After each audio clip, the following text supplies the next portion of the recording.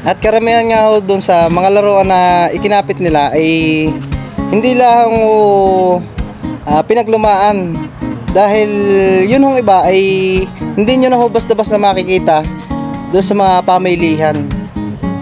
Ano yung masasabi mo doon sa kakaibang disenyo na ginagawa ng isa sa mga kusel ng Talisay para sa Paskong darating? Talaga namang kakaibang disenyo yung ginagawa nating konsyal sa Parokotsaw. Maganda at talagang pag nakikita ng mga bata yan ay matutuwa. Gawa nung ang daming may mga cars o ano pa yan, mga laruan ng bata. Kaya talagang nakakatuwa. Andito ako sa Talisay, Lipa City. Dahil nga malapit na naman ang Kapaskuhan ay talaga naman maglalabasan naman yung iba't ibang klase ng dekorasyon. At yun nga yung dahilan kung bakit ako nandito. Dahil meron ako isang nadaanan din na talaga naman umago sa aking atensyon. Ito yung ating kusel ng Parokotsaw ng Barangay Talisay, Lipa City. At tatanungin natin siya kung bakit ito yung naisipan niyang gawin na disenyo.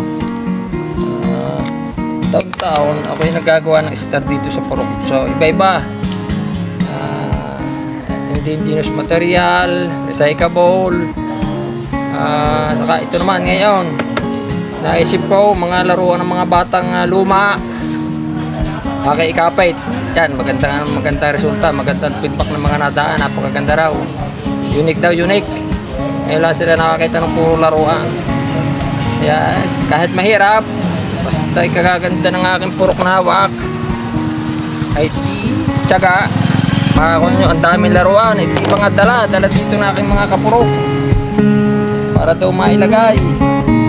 Kaya ako natutuwa.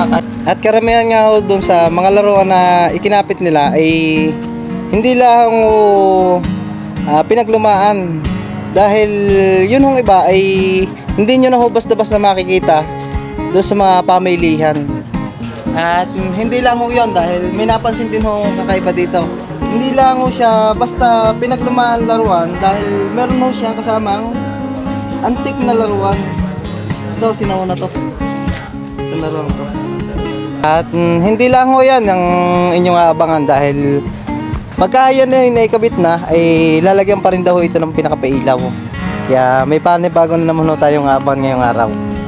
Nakakatuwa ho dahil talaga naman kitang-kita ho natin yung kasipagan ng ating konsehal ng Barangay Talisay, Lipa City dito sa may Parokotsaw. Ang masasabi ko lang ay talaga naman napakaganda ng kanilang naisip. At abangan ho natin ang magiging itsura nito kapag naikabit na.